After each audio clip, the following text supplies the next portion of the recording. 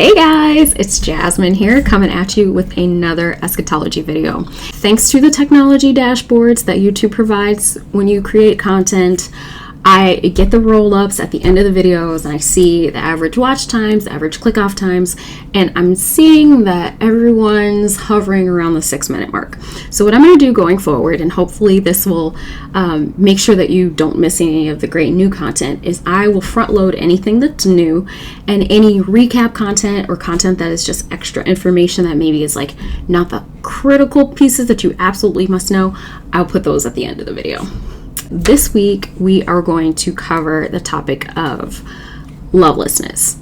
And it just is really easy to do lovelessness because it's right next to lawlessness on our chart and in the scripture in Matthew 24, verse 12. And so it was just an easy selection. We are seeing an increase in lovelessness across our world. I think that it is really, really important that we look at how culture and society has been treating children over the years to see how this lovelessness has just deteriorated in our culture. I think I'm going to hit a little bit of everybody at some point, but I'll start in my own house. So 60% of all Black children are born to a unwed mother.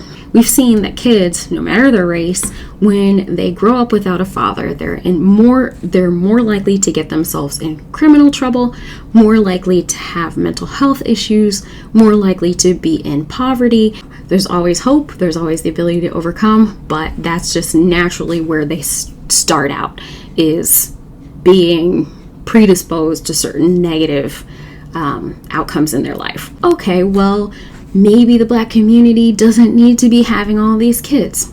Okay, I might give you that. Maybe there is a better birth plan that the Black community as a whole could have. But while the Black community does have the highest rates overall, not everybody else is in the free and clear either. A lot of people within the Black community still have some conservative values when it comes to abortion and are not necessarily inclined to abort their children, whereas maybe some other ethnic groups might be.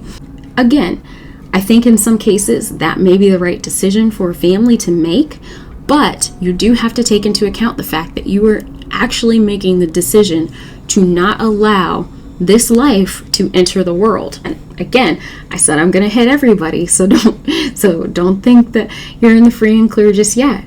Okay, well, what happens when one of these kids is born into the world and their family can't take care of them, but they weren't aborted, but they're just not in the right kind of household? Domestic violence has just continued to increase throughout the United States, especially during COVID. We're seeing increased domestic violence rates.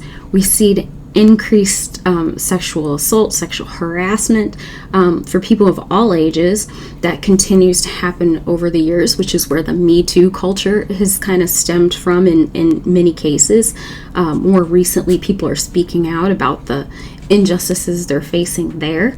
And so you have these children who are in these homes that are either impoverished or maybe they're being taken advantage of or mistreated, and so they're placed into the system. The adoption programs are so expensive that many loving homes wouldn't be able to afford it, and the foster care system, which incentivizes people to watch these kids, actually has really, really negative outcomes, and these kids just continue to bounce from home to home and don't have consistency, don't really have any sort of framework for what family looks like, and don't have any trust that they actually are wanted anywhere. So their hearts are getting hardened. So you have all these people from all these directions that are not getting to experience a warm, loving home life.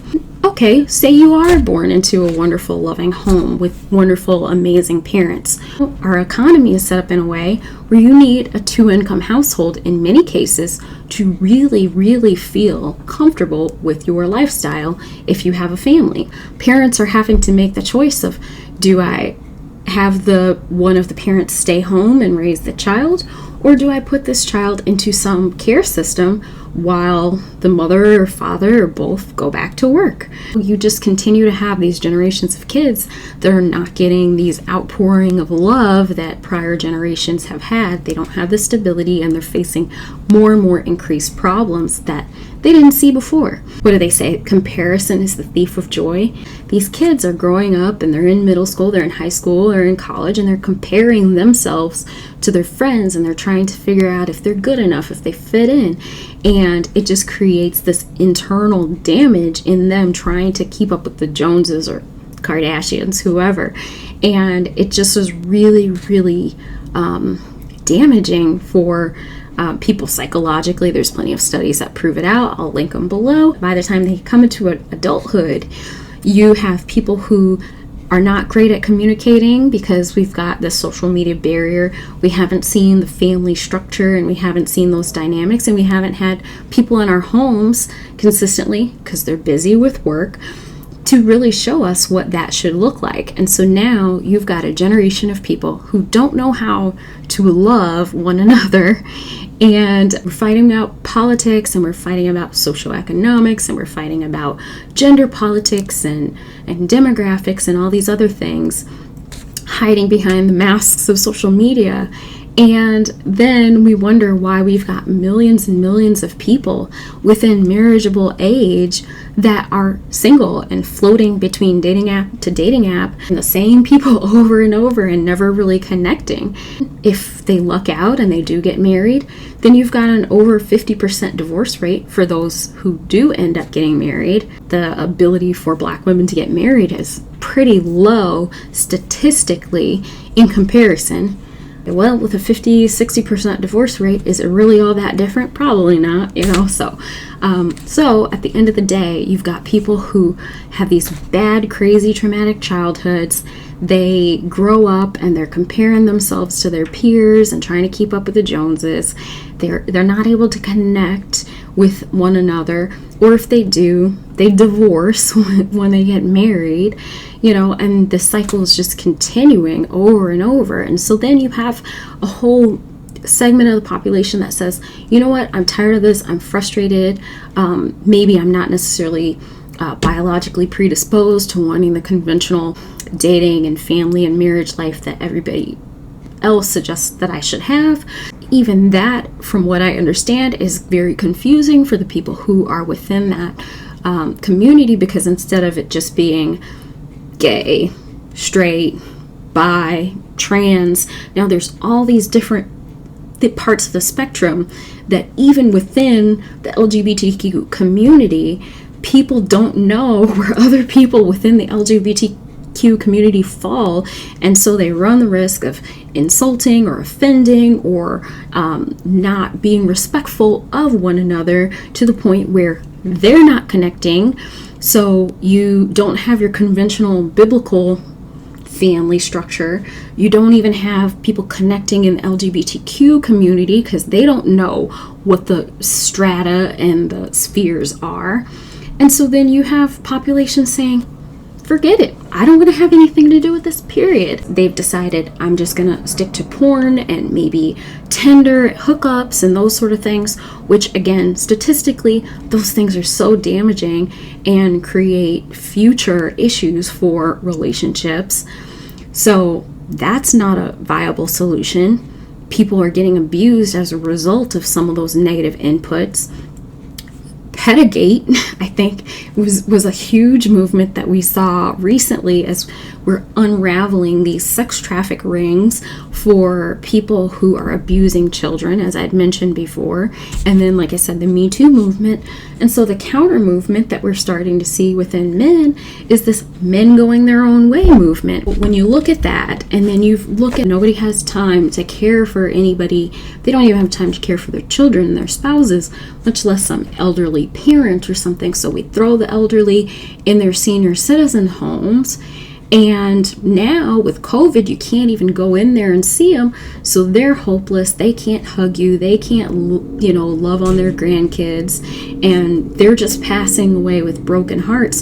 So now we have perfect cocktail of a loveless, world in a loveless generation. Let's take a look at what love is, because we know that God so loved the world that he gave his only son. Even on the cross, Jesus said, "Forgive them, Father, for they don't know what they do." He was the perfect example of showing love, even in a world that doesn't show it back. So let us read 1 Corinthians 13 to see what the definition of love biblically really is. Love is patient and it's kind. It doesn't envy. It doesn't parade itself around and is not puffed up. Doesn't behave rudely. Doesn't seek its own way. Is not provoked easily, and it doesn't think any evil. It doesn't rejoice in iniquity, but it rejoices in truth. It endures all things, believes all things, hopes all things, bears all things. Love never fails. Now abide faith, hope, love. These three. But the greatest of these is love.